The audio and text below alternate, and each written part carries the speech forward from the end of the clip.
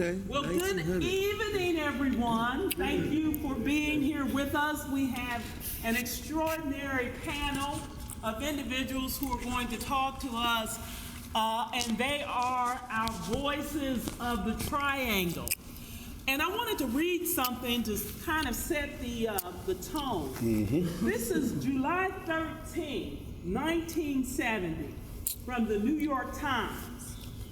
This state capital, nestled in the narrow green Kanawha Valley of the Appalachian Mountains, has become a testing ground for the Nixon administration's policy of financing highways only after adequate replacement housing is fully ready for people living in the highway's right-of-way. On Wednesday and Thursday of last week, the jaws of a wrecking machine crunched 19 homes to rubble after Police Chief Dallas Bias and his men broke up a man wall of some 50 protesters seeking to preserve the predominantly black Triangle neighborhood between the Elk and Kanawha Rivers in the heart of Charleston. And Richard Wolf is here. He shared that with me last year. And that is the backdrop that brought the Triangle District to my attention. And you all will see this Court Street and honorary Dr. Martin Luther King Jr. way. Last year in October, I filed a petition to change the name of Court Street to Dr. Martin Luther King Jr. Way to honor his legacy. While I understood some of the history of the Triangle District, out of that petition, I came to learn so much more about the history of Court Street and the Triangle.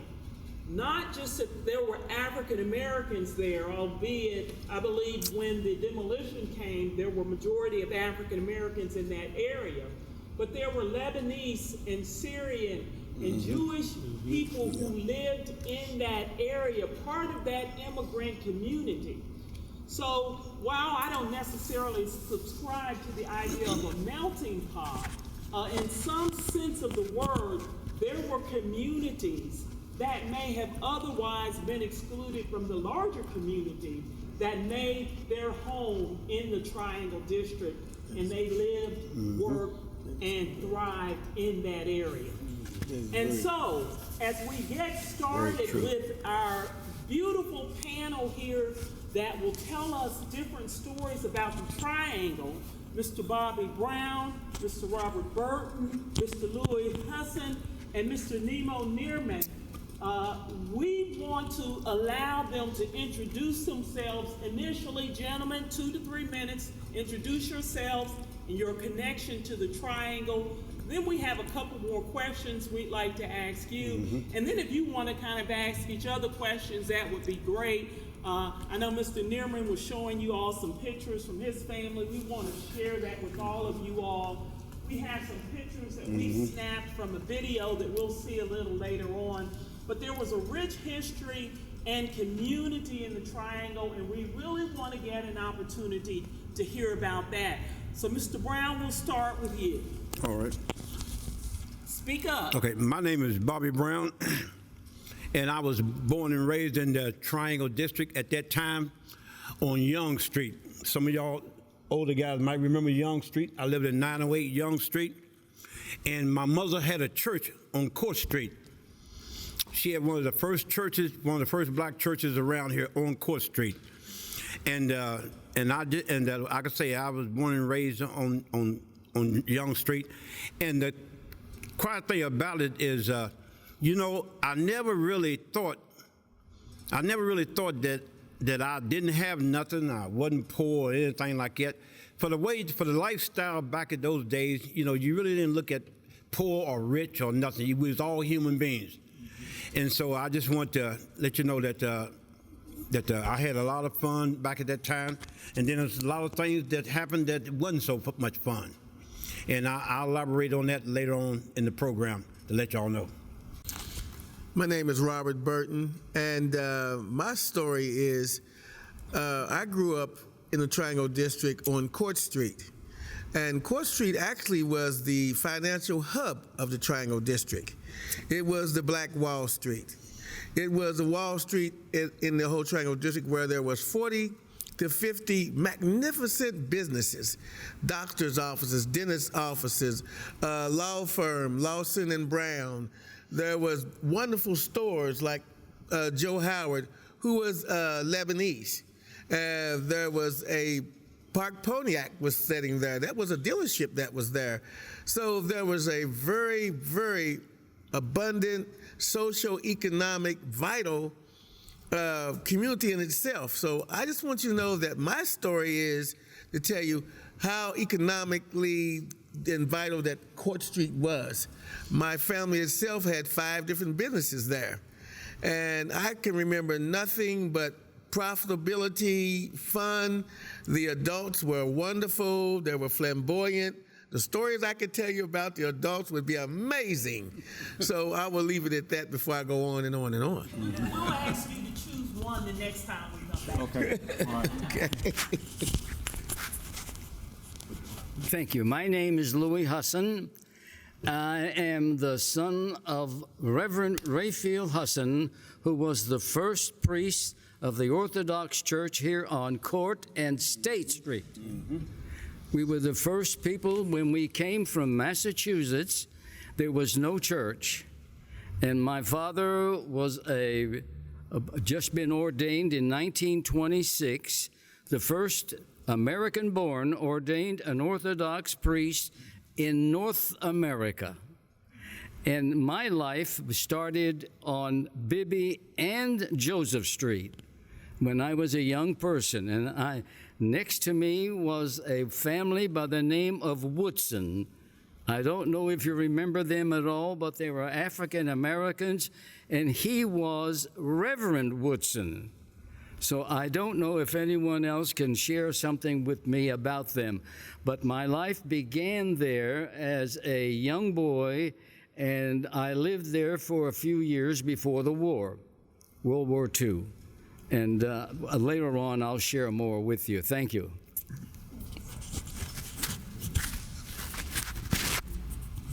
My name is Nemo Nearman, and I go way back. My grandfather, and I have pictures here in case anyone would like to see it. My grandfather owned a grocery store at the end of Court Street, where Court Street ended in the late 1800s or early 1900s. And I was raised on Laley Street, a block and a half from where the Triangle District started at Donley and Court Street.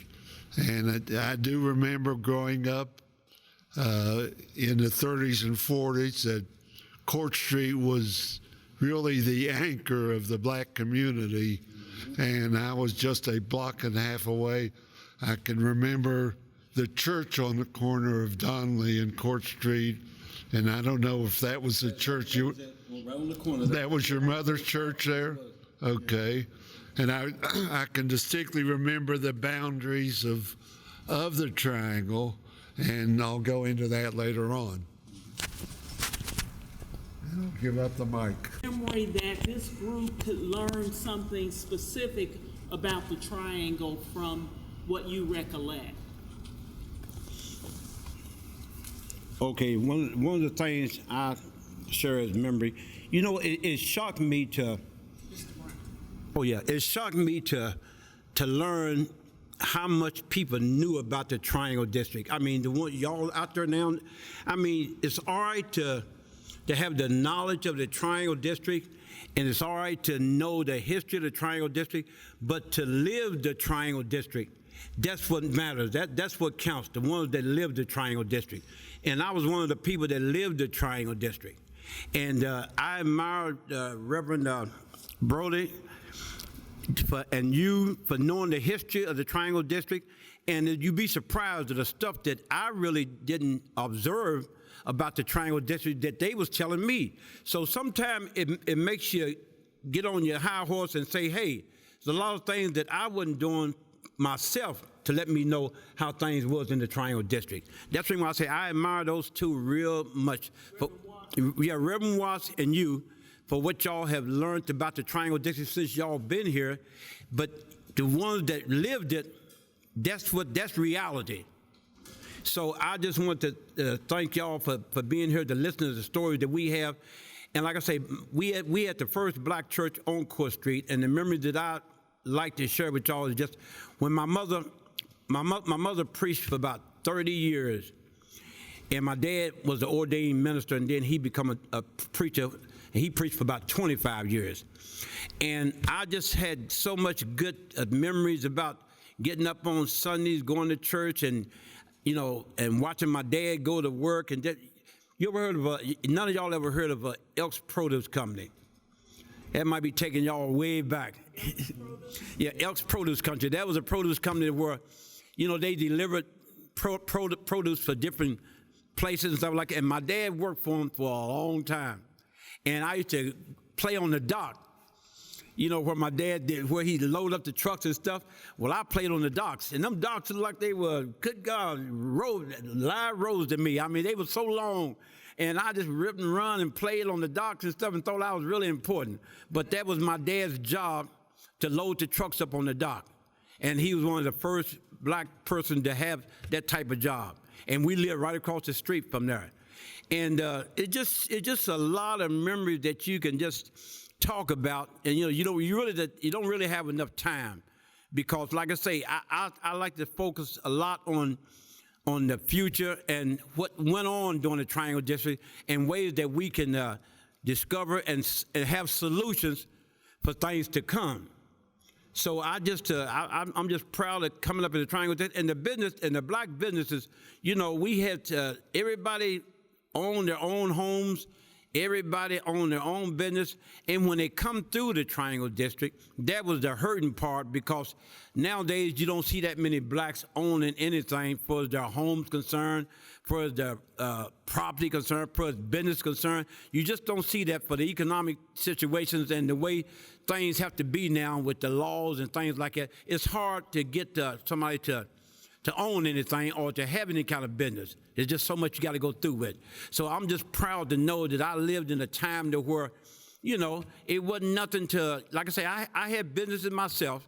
I had three nightclubs when I was in the back end of town. And then I was the first black person to move downtown to where the white people, lived at and controlled things. What area was that? On Summer Street. Summer Street. And when did you leave the Triangle? I left the Triangle District after they relocated everybody. See, they gave everybody relocation money, so I relocated. I relocated on Bibby Street. That's where I moved to, on Bibby Street. In other words, where the Civic Center is today, all that was housing, and a lot of that was black people lived there too, on Bibby Street. And Trustlow Street. You remember that? And so therefore, I moved to Bibby Street. From where? From the Triangle District. To Bibby. To Bibby Street. And what year was that, if you remember? No, I can't really remember, because, let's say I'm 75 now. I say I was around about 21, 22, something like that. I say, no, I was younger than that. I say I was around about 18. I was around about 18. And so therefore, and then this guy, when I bought the club, and the trouble with me, the way things are today, when I was coming through at that time for business concerned, you had to be, when you got a business, you had to be bonded. And bonding is something that you think is real easy.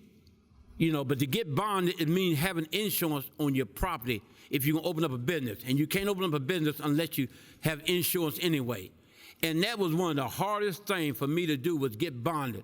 I got my license. I bought my building. I had seats and chairs. I mean, I had a bar. And then all of a sudden somebody said, "Well, Mr. Brown, we cannot issue you no license, because you got to get bonded first." It must have took me almost a year to get bonded. Just a little simple thing like that. If I'd known all that, then I never would open up a place. But that was one of the things that I was confronted with, and I struggled, over the years trying to conduct myself to have a business and do a lot of things and stuff like that. So, in other words, it was complicated, and then it wasn't complicated for a lot of things. All right, we'll pass Okay. the mic. Thank you. Well, I'm going to tell you about some great times. I was, even though a lot of people talk about the environment was a poor environment, I don't remember any poor times.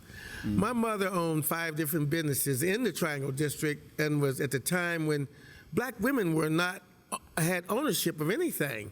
And she was the only female that was out there amongst men who had ownership. She owned a restaurant called I&B Lunch. She owned a bar called The Spot. She owned I'll be honest with you, a place where you would gamble at called the Skin Game, and she had a building where she rented rooms. And across the street, my father had a rib shack. So my family had businesses out there and were out there for years. I'm talking 20 years my mother had a business there until they tore it down. But the fond memories with me is that my mother used to always tell me no matter how poor we are, we don't have to look poor or act poor. So she sent me that was a place that actually had debutante balls. We had debutante balls.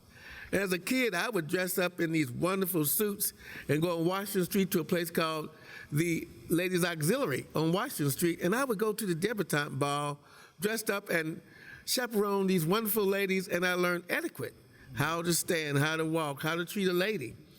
And from there, I would sit amongst the adults. And every day I ran up and down Court Street. I would sit with these flamboyant adults. I remember Mr. Lacey, who has Lacey's Radio and TV shop, who would set out 2 speakers. He would set these 2 humongous speakers out on Court Street, and this music would blare, and people would dance up and down the street. It was like in flamboyant colors. It was like butterflies and moths in winter wonderland, in a wonderland. Now, I'm going to tell you something about Court Street. It's one of the most famous streets ever in the state of West Virginia, in America. Now, on that street, there was the Temptations who walked. Yes, Aretha Franklin came to my mother's restaurant. She was the only person to have a full-fledged restaurant on Court Street that served everything, all types of cuisine, foods. So everybody came there. The city workers came there. The mayor came there to eat. The police chief came in to eat. But I saw stars. Are you listening to me? There was Stevie Wonder that was out there. There was the Temptations. There was Aretha Franklin, James Brown. I mean, to see these people as a young man and not really know much about them except for hearing their records, if I only knew then what I knew now. Let me tell you, those bricks have seen so many wonderful, flamboyant people. There was Jimmy Smith, who played the organ, who played in a bar out there. Jimmy Smith, one of the greatest jazz musicians of all times, who played with a guy named Winston Marsalis. Yep. He was a local person. I remember watching Ben Brown, Mr. Sane, Mr. Percy, Leonard White, who had a business out there, who owned a lot of things. He had the greatest rib shack that you ever, ribs would melt in your mouth. And the hot bolognas was something to die for. And I would run down there and go in that place and stand. And he liked me so well. You know what he would say to me? "What you here for?" And I would say, "A hot bologna." And I would stand and stand until he gave me one. I didn't pay for anything. And there was a Lebanese gentleman named Mr. Joe Howard, who was on the corner where St. Francis Hospital is now. That was Howard's meat market. He was the meat market and the person who had the sandwich shop. He had a son named Bobby Howard. And me and Bobby would go, and he allowed me and Bobby to go on Lions Field, was where Minority Eye Clinic is. I could tell you every building there is from time to time, every pinpoint building there was. When you started on one end, and you get past City Hall, there was the city jail. After that, there was a place, there was a warehouse. Up the street from there, there was Pontiac's parking, their used car lot. Washington Street divided Court Street, and then from there was actually Park Pontiac's dealership, the body shop, 3 houses. There was a house at an empty lot. Then there was Joe Howard's. Across the street was Lions Field, which was connected to Dolly Street Swimming Pool and Dolly Street Playground. When you go down the street there was Dr. Hobson's office, which was a White House with green and white awning. Then you go down the street from there was actually Mr. Willard and Mr. Lawson and Brown's law office. I'd go in there and run around. I'd go in these businesses with these adults and run around. I was a young child who had the great honor of meeting all these people. Then my uncle had the first African-American barbershop out there, Mr. Wesley Lynch. Mm-hmm. And some of the people who cut hair came from his barbershop. So I'd go in there and stand around and read all the magazines, listen to the adult stuff. That was the place where they talked all the politics and everything, and I would listen. Barbershop. I would listen to the barbershops. I'd listen to these grown folks, politics, problems in the community, and I would listen. And I learned so much. Now, there was a gentleman. I'm going to ask you to pass the mic in a minute. Okay. Before you pass it, I want to know when you left Court Street. We left Court Street a little bit when they were tearing down the property. We stayed at 603 Court Street. They were about to tear down the property. Then we moved to, believe it or not, I stayed 607 Court Street, and we left about in 71. I think they tore it down in 71, and we left in 71, and we moved to 603 Summer Street, which was down the street from Sunbeam Bakery at the time.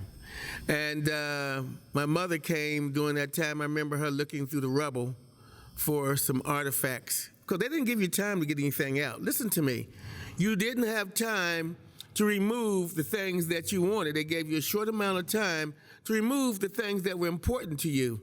So I remember going there with my mother and her going through the rubble, trying to get some things that were important to her, some pictures and some different things.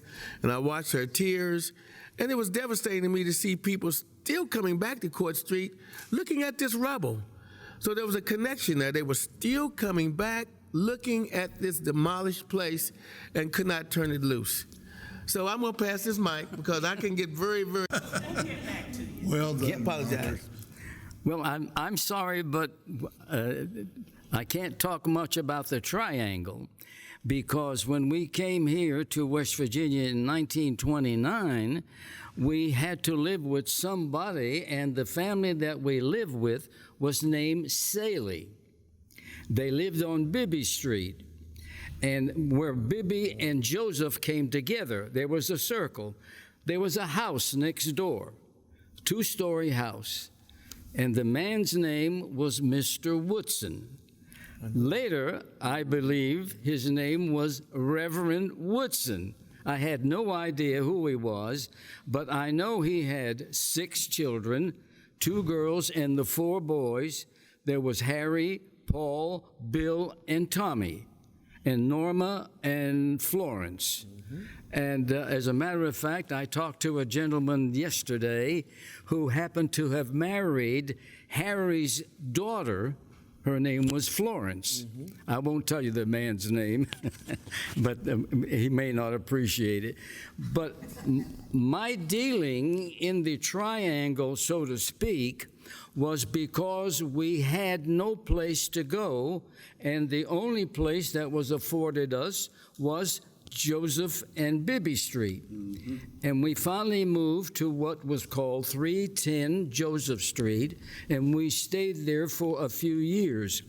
And my dad, being an Orthodox priest that was here for 40 years in the church that is on Court and Lee Street right now, that is now a cathedral.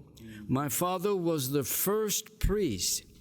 But that didn't mean anything, because we had a difficulty in finding places to live because we were ethnic. You understand? And ethnic was just as well being black or Irish or Italian or Greek or Jewish. So I had that problem as I was growing up here in West Virginia. And I talked differently, naturally, because I came from Massachusetts and we had this strange accent.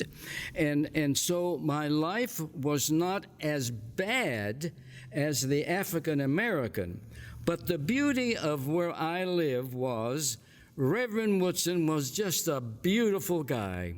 He worked, and besides his duty as a pastor, he worked at the Greenbrier Shoe Store, which was on near the Greenbrier Theater, which was on Summers and Lee Street.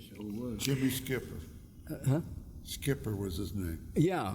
And he said Skipper was his name.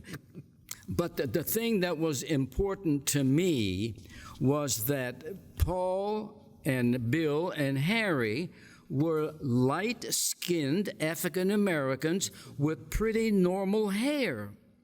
But because there was no place for a African American to go where white people went, the movies and the restaurants, we as brothers, my brother and I, would take Harry, Bill, and Paul to the movies at a place called the Kears Theater. That's before anybody was going to those movies. And this was my part of life that I had to live, was the fact that being ethnic, it wasn't treated as bad, but I had to prove myself to a lot of non-ethnic people, Anglo-Saxons, I call them. So my life was not as bad, but there was difficulty in my young life when we came to West Virginia. So I'll pass this on to my buddy. Hang on. Yes. Before you pass, we can see from this map here, and I'm going to have Mr. Nearman, when he starts to speak, talk about the area, but Mr. Husson is talking about Bibby and Joseph Street. Yes. You see those on this map behind you? That's the area where your family lived. And when you left that area, where did you move to? Well, we had to move close to the church because my father didn't have a car. It was Truslow, Gosshorn, and Brown Street. Well, we moved quite a lot, but that's because we didn't have a car. Go ahead. And how old were you when you all moved to West Virginia in 1929? I was 5. Okay. And I'm 94. Well, okay. The reason I'm saying that is that the experience of my life is true. That I remember all of these things as I was growing up. And you talked about leaving West Virginia during the war? Yeah, I was drafted in March of 1944, and then I went overseas and I was discharged in May of 1946. Okay, and you came back to Charleston? I came back and went to college. Okay. Thank you. Where did you go to school? I went to Mason School of Music and Fine Arts. Oh, okay. All right. Thank you for that. I just wanted to delve a little deeper. Yeah. And then Mr. talk about kind of the geography of the triangle. If you would do that and then give us some of your fonder memories. Okay. Thank you. I was born and raised on Laley Street, and right next to St. Francis Hospital. When my mother had me, she walked out the front door, turned left, made another left, and she had me. So, She didn't come back.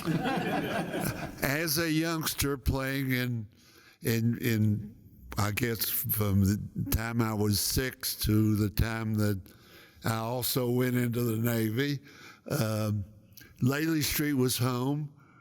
Donnelly Street was maybe 10 steps away. Court and Donnelly, where the triangle started, was a block away, and I thought nothing at the age of 7 or 8 of getting on my scooter and going down to the corner, making a left, and I would go down Court Street. Court Street was the same as home to me, was the same as Laley Street. I would ride my bicycle through the triangle. I had friends there.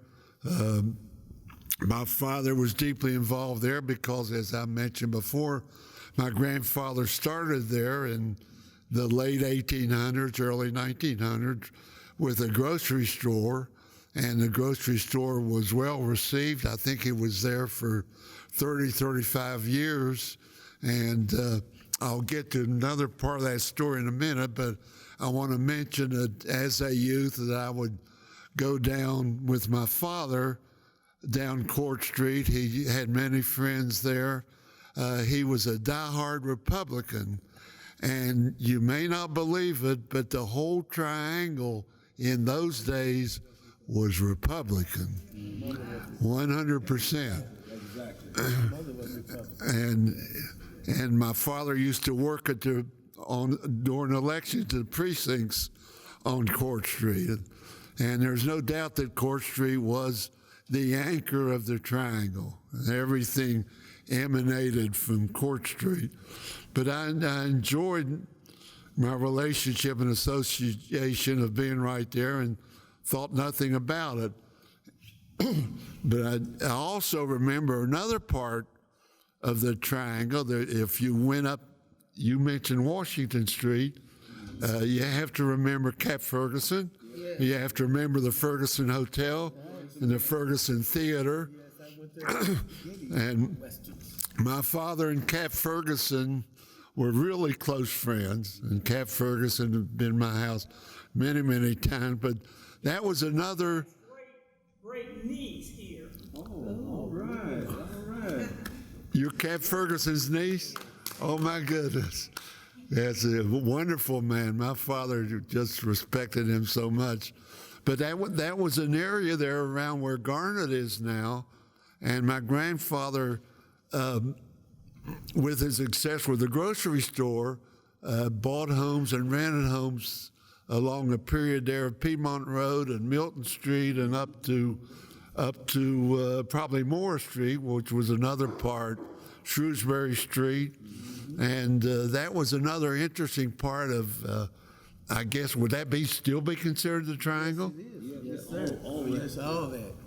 Okay, but I remember being actually a part of that because of the proximity of our home and Court Street and the community. And I do want to relate that, maybe again I'm talking too much about my family, but when I got out of high school, Lori and I got out of high school at the same time, I was still 16 years old, so I couldn't go in the service during World War II until I was 18. So I carried mail and came out of the post office right there to cross the triangle. And by the way, I also recall that beautiful Baptist church that was torn down when they built the post office there, right across the street from Shrewsbury Street. What was the name of that minister there? Help me out. I'm not getting any help there. Anyway, my route went all the way through the triangle, and I felt good because once in a while, someone would stop me. It could have been on Bullitt Street, it could have been on Dryden Street, it could have been on Young Street. They would stop me and say, I bought groceries from your grandfather, and he was a fair, respectable man and well respected in the community. So I've always felt really good about that. But those were basically some of my remembrances, and there's no question about Court Street and the importance of Court Street to Triangle, even back in my grandfather's day up until today. And Mr. Nearman, did you live in that area on Lately until you went into the Navy? Yes. Okay, so you were... Yes, Lori and I went to Fruth Grade School, which was right there on, it was then State Street between Court and Lately. We went to Thomas Jefferson together. Then we went to Charleston High School together. So I lived right there on Lately Street, Street 27, until I went in the Navy in 1944. Okay. School was the parking lot of St. Fruit, that's where it was. Okay, so that's where Fruth School was, but the schools were segregated at that time. Yes, right? the schools, yes, that was still segregation, yes, yes. You all went to Fruth and then to Charleston, Thomas Jefferson Junior High and Charleston High. Charleston High was the high school. Right, and you all went to school where? Same ones, but during that time, remember in 1954, everything Wow. was desegregated. Yeah. Well, not everywhere, No, But see, Garnet was the high school then. correct. And I'm trying to remember the junior high and the grade schools. And I'm trying, Boyd and Washington. Boyd was the junior high, yeah. Junior high, right. It was Garnet and Washington. What was the coach's name at Garnet High back in the early 40s? Coach Jared. It was also Coach. No, I don't mean Gloomy Jim Jarrett. Gloomy Jim and I were old buddies. No, the football coach. That was Frank Vincent. That was there. No, at Garnet. Oh, I don't remember that. Yeah, I'm going back before your time now. I'm sorry. We digress. We had a video. Are we going to show it, Deidre? And I was trying to get some timelines, the demarcation. What we're going to show now is a video that was put together by the West Virginia Culture Center, the Archives, about what happened and some of the activity around the demolition of the Triangle District. Valley floor at St. Albans and the close mountains at Huey. The airport, the civic center, the schools, the churches, the clubs, the theaters. But a community is more intricate and subtle than that. Like any American valley, ours has some less unwanted hardships. Some have raw poverty. Children are the greatest losers because they have no choice about their lives. They don't pick the homes into which they are born. They simply find themselves in a world, and if it has little to offer, they don't understand until years later. The very young, the very old, some redoing the area known as the Triangle, the area between Capitol Street and the Elk River. Well, it's hard to speak for everybody in Triangle, but like a general thing is the road, interstate should not be coming through a city. It should be going around the city. My position has simply been over the years that I think that it should go through the city. I've explained, I think that Mayor Dodson has a particular feeling that the interstate routing was a good one, that the Triangle Urban Renewal Plan was for the benefit of the city. I happen to disagree with him. I certainly wouldn't want to label him as being asking us to discontinue all operation. With regard to the demolition contracts, we simply indicated to the Bureau of Public Roads that we intended to pursue the demolition contract. We have information that the road was routed in conjunction with the water company. The water filtration plant is not wanted. The road isn't wanted. The governor can, by an executive order, have the road rerouted, which has been done earlier when the road was tentatively going through Kanawha City, but it was rerouted. It's going to be rerouted to save hills around the Capitol. It's going to Location, what are the problems in relocation? Well, there are no decent places for some 600 families to move to. There are no places near the downtown area where many of these people work.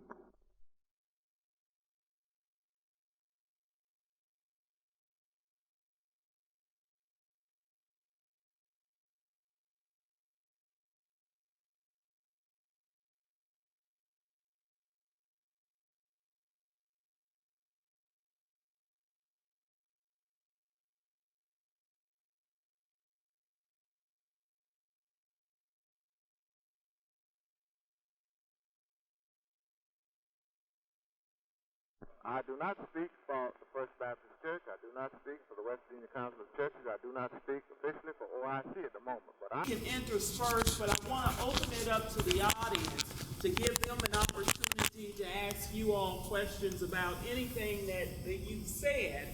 But if you have some comments about what happened as the Triangle was being dismantled, that's fine as well. Robert, you get to hold the mic. You start. At that time, I was a young man they had a tent city. Emerson Reed and some of the others that Miss Vernell that you saw in the movie, Emerson Reed and some of the organizers of the protests at Court Street had organized in a big field. There was tents and really just line that was strung out and blankets that was over it. That was Tent City. Not tents like you think. These were lines where there was blankets over, and we actually slept there all night long in protest, and my mother allowed me to go out there, and sometimes when it rained, it was very muddy, nasty, and my mother sometimes gave food. People came out and brought food. I want you to see this picture. The community itself took care of the people that were in Tent City. They fed them. At that time, remember, there wasn't no bottled water. So people would come and bring water. Buckets of water was coming out there. And sometimes people drank out of the same cup. So it was something that you'd have to experience, to sleep out there all night, to be on visual, to be on watch by the Charleston Police Department, who kept a visual on Tent City, and to be actually held hostage. Have you ever thought about being held hostage in your own community, in your own neighborhood? It's like being held hostage. And at that time, a lot of times the news would come, set up these what we call program newscasts, and ask various questions, but a lot of times they had free minds. And at that time, I think the police chief last name was Dotson. Yeah. Dotson was the police chief, and he was a monster. You can think about Bull Connor and all them that you want. We had our own Bull Connor right here. And at this time, they had their Gestapo techniques where they would actually fence in.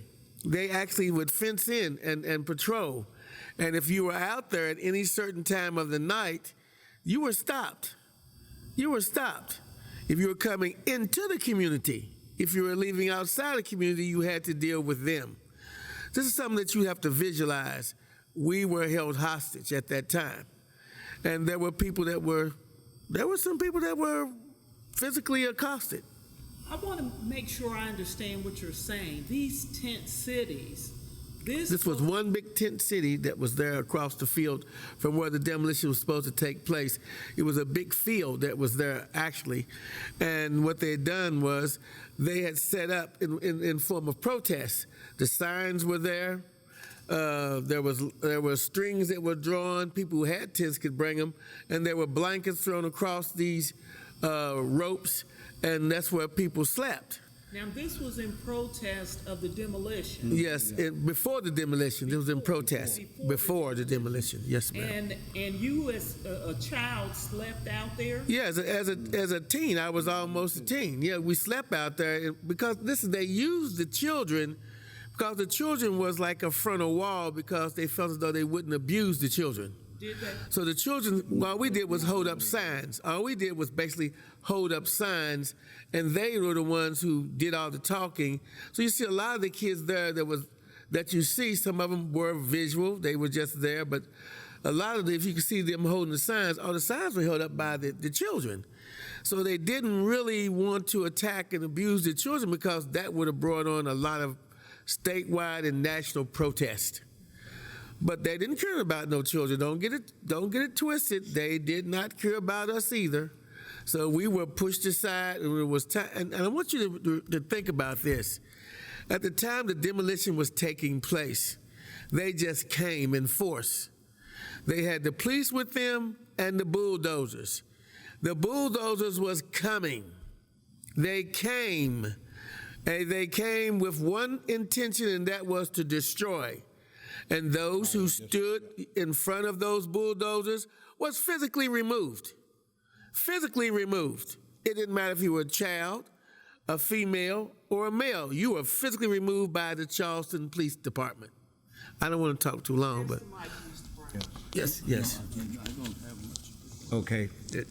Like I say, Bob, me and Bob, we actually lived Triangle District, and like you say, you would think about things today, how when you protest and march today, you organize and stuff like that. Well, we wasn't really organized. Like you say, Tent City was where we all slept and ate and just tried to do the best we can to keep them from plowing down the place or destroying the area that we wanted to stay living in.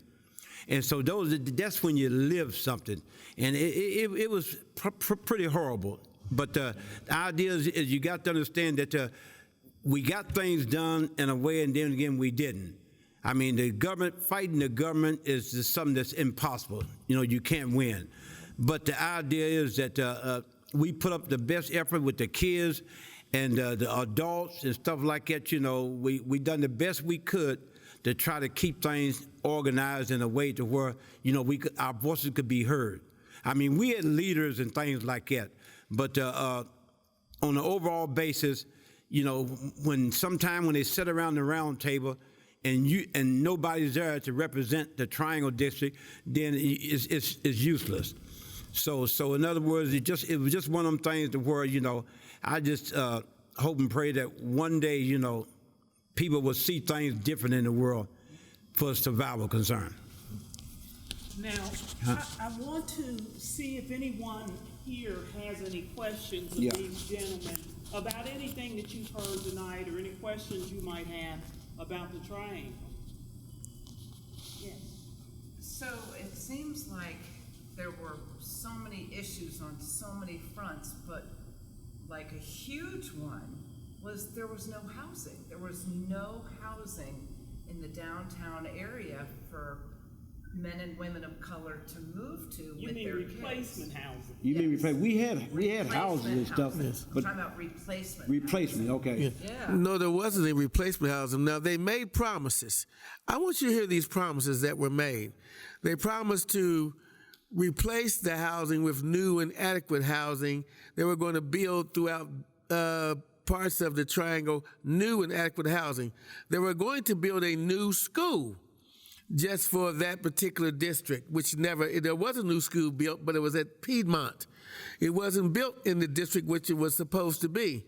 They did build a new swimming pool, and that was Martin Luther King swimming pool, which replaced Donnelly Street swimming pool.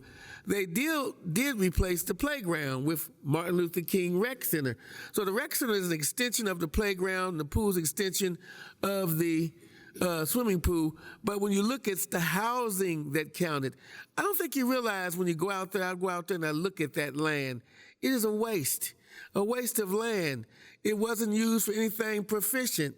The only thing that the land took up was the interstate bridge. I was just out there, the American Water Filtration Plant, and United Way. And to devastate that many businesses and families for that, I can't put it into words, but to see people who were devastated, and listen, there is no recovery point. It devastated the African American community forever. Our social and economical structure was broken. Our power structure was broken when we had city council people, we had council women, we had power. We had a connection to City Hall. It was never, ever to be again. I don't think you realize how it devastated the population, the African-American population. One time, this city had as many as 100,000 people in it. Now, here it is, down to 47,000, but look at the people who left here who never returned. We're looking at 30,000 people that left, but what you were saying, I understand what you're saying, ma'am. It's a hard question to answer because when you feel something, they made a lot of promises. That's what I'm curious about. And these mobile homes, which he's talking about, how do you replace a home with a mobile home? Well, that was, I don't know. That's supposed to have been temporary housing. I don't know that was his point. Well, it's supposed to have been temporary housing, actually. I understand, but what his point went to the fact that we need replacement housing. Yes. You've taken the triangle, put us in South Hills. Yeah, put us in Edgewood. Put us in Kenoi City. Because of the segregation that was still in housing. So if you're going to take away our area, then incorporate us in these other areas. Into the other areas. And obviously, that's not what happened. No. And the point you're making is that would have been inadequate housing, but I think his point was larger. No, you're right. What you were saying was right. That would have been a wonderful idea if it would have been incorporated. But it would have been even a better idea if they would have rebuilt and actually with replacement housing, but I don't think that was even in the plans. It was something that was just, I don't think it was even in the plans. Well, I think had it been in the plan, we would have seen more of it come to fruition. Yes. Anybody else want to speak to Anybody? that? Are there any other questions? Yes, sir. You want to speak? You speak. I just found out about this meeting from my uncle and from my son. All the churches and all the businesses around here, why not somebody tell us on this west side about this meeting? You're wanting us to help what used to be the Triangle District. I was not around when the demolition was coming. Y'all are trying your best to get help, but there's not too many people here from city council, from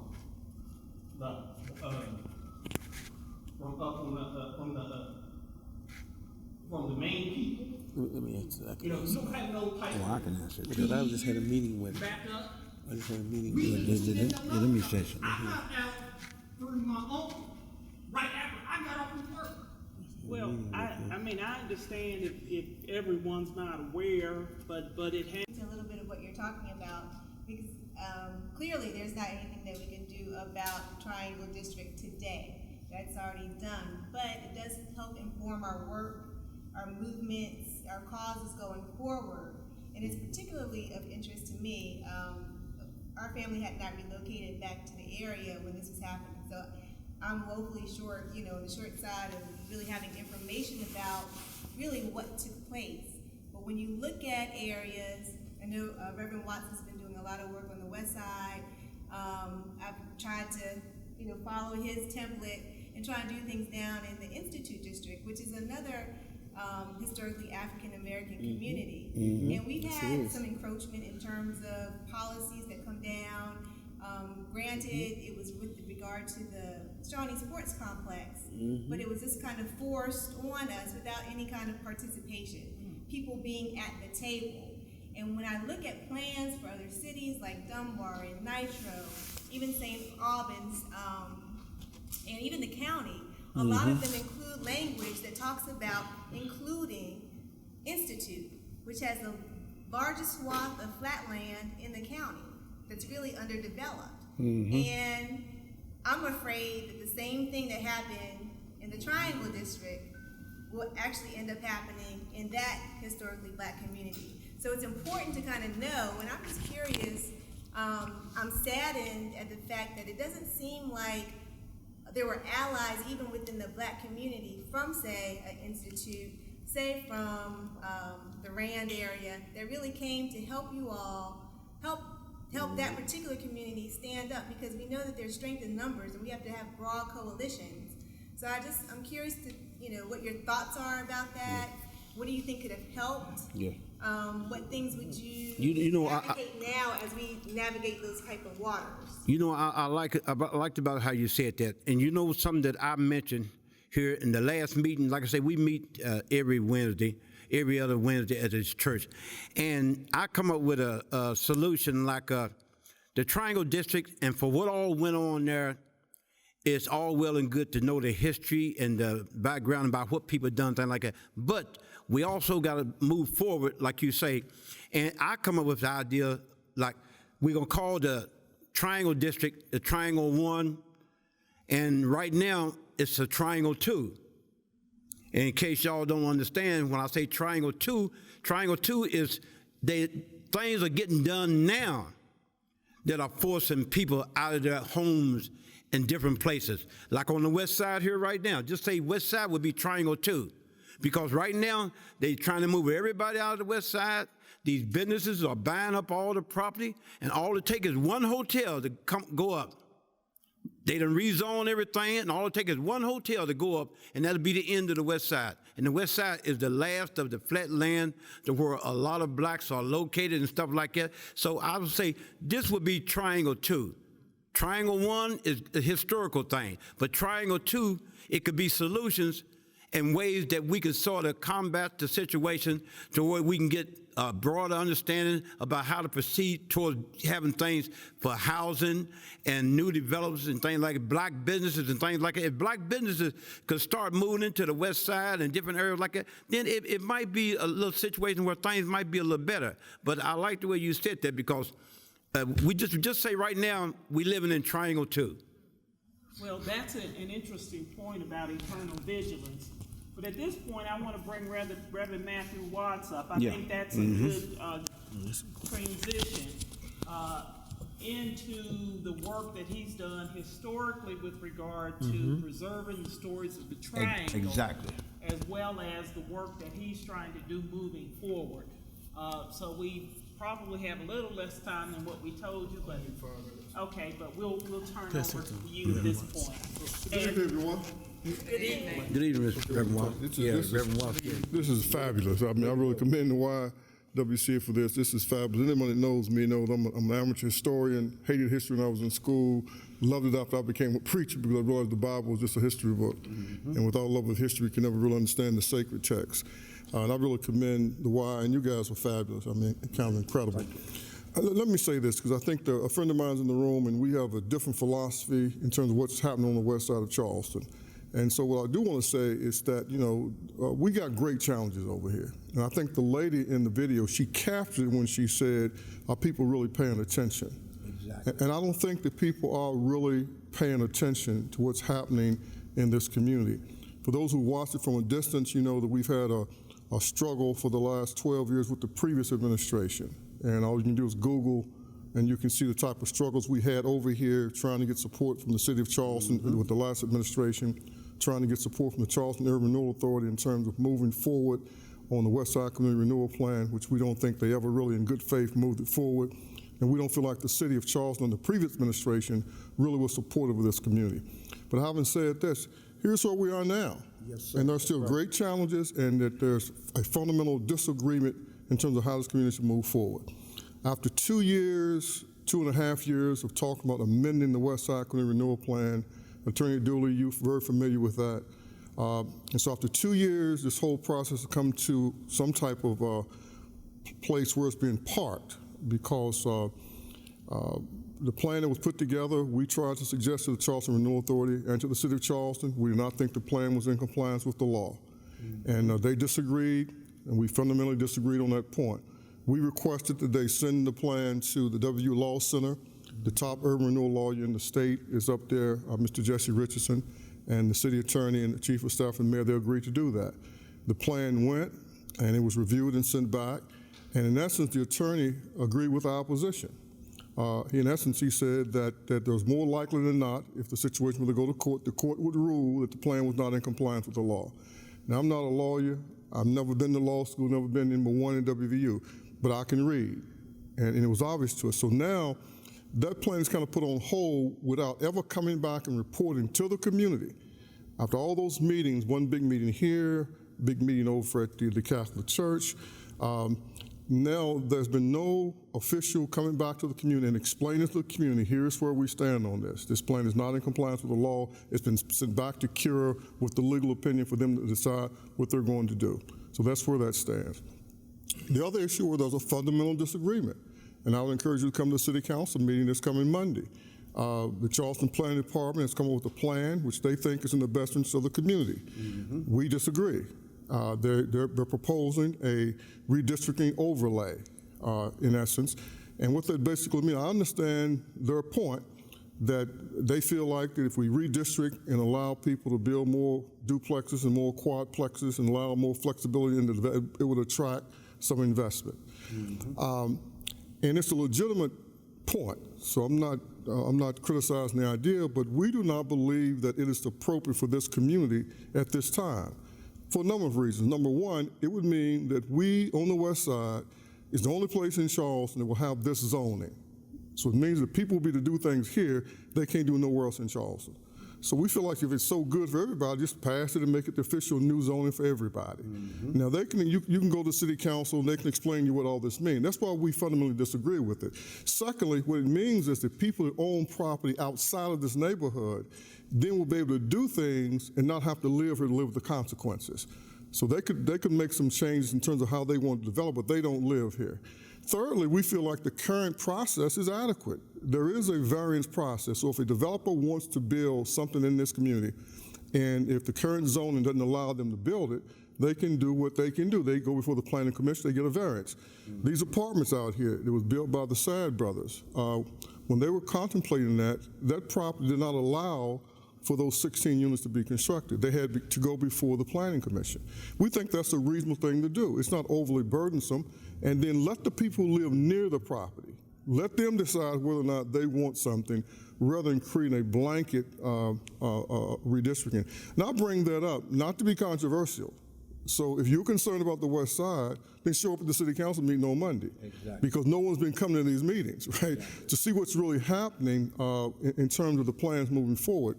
We've tried to be adversarial. If anybody know me, I haven't said anything for 2 years. I silenced myself and said I wouldn't say anything about Cure or the West Side Community Renewal Plan until they went through the whole process of developing the plan. And I did not speak one time publicly on the issue. I spoke with them privately about it, and I put all of our concerns in writing to Cure and the city about the plan.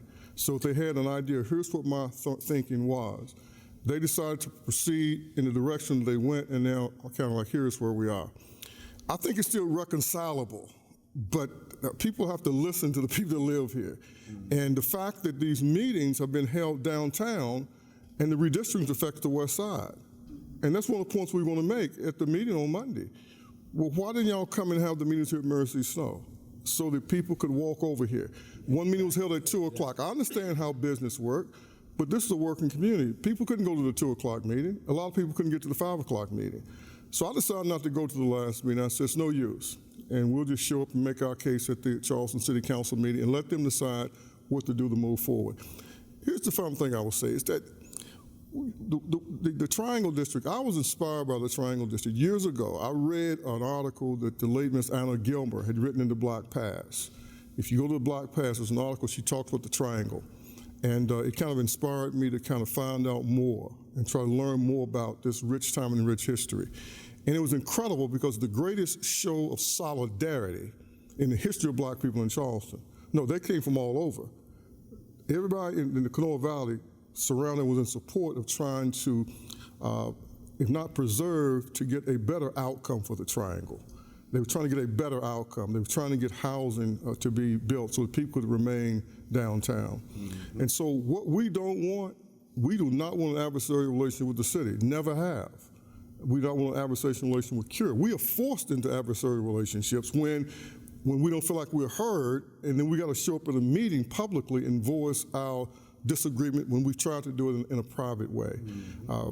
So here's where I am personally, and the people I work very close with, the Charleston branch YWCA and the Tuesday morning group are on this issue. This is the last frontier.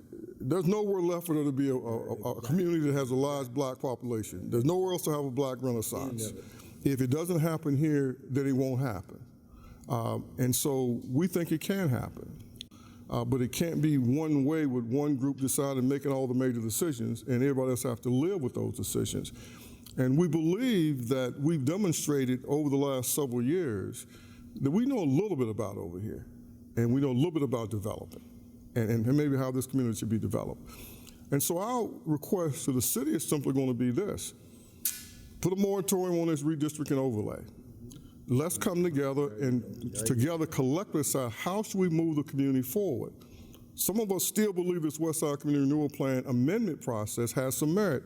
2 years of effort went into that. A lot of work went into it. So, and that's still kind of the hope. But those who live outside the community, you know, if you're concerned about the West Side, it's now time to pay attention. We needed you to pay attention years ago, but we certainly need you to pay attention now. And let's see if we can't, you know, figure out how to move things better in a way that can be for the benefit of the children and families that live here. So that's kind of where things are now, and we're hopeful that we can work some things out, and if we can get people at the table, and we can have meetings in this community where people can come and express how they feel and really understand what's taking place and speak for themselves. People are intelligent. They're sometimes intimidated by the system, but they're intelligent. And if you create a forum where they can feel comfortable and where they're going to be heard, then they can articulate their ideas. The last thing I'll say is this, like many of my projects, it may never come to fruition, but we are working on a documentary, a historical documentary about the Triangle. I've been working on it for almost a year. We've got a lot of footage tape. It's hard. I mean, it's kind of hard work, and I don't know anything about doing this type of thing, but I know a lot of the people that played major roles in doing the resistance part. And that's what we think needs to be really lifted up and raised up. Because those people were just so courageous and so valiant, and what they did was so incredible. And in any other time, maybe the court would have ruled in their favor because they were right.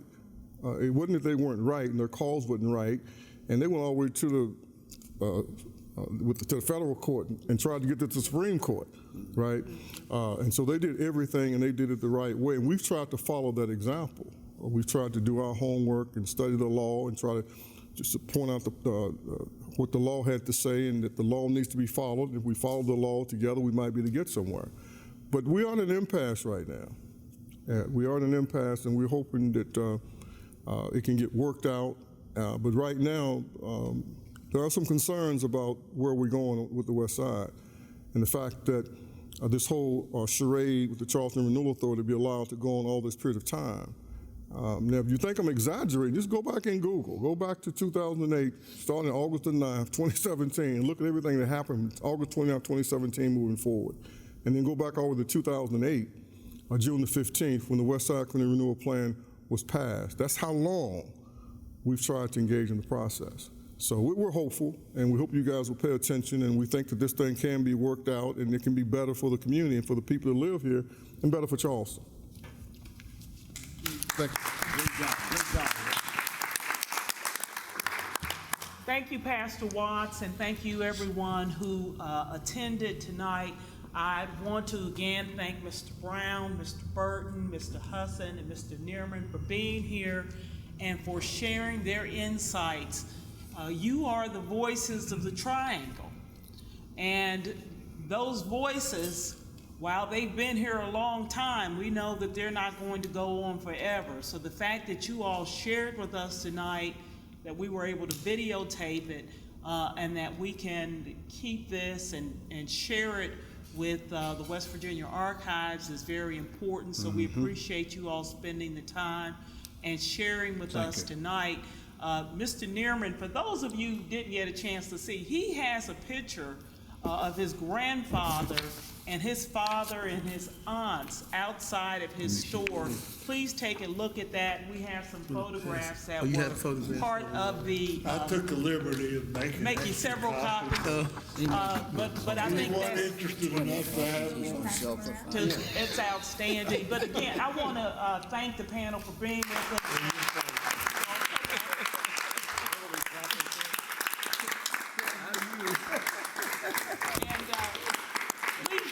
For additional programming from the YWCA Racial Justice Committee. And sir, if you would sign up so we have your information, you'll get direct information for future programming. Right. But that point is well taken.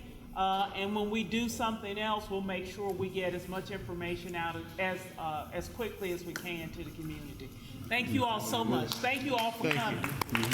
Thank you.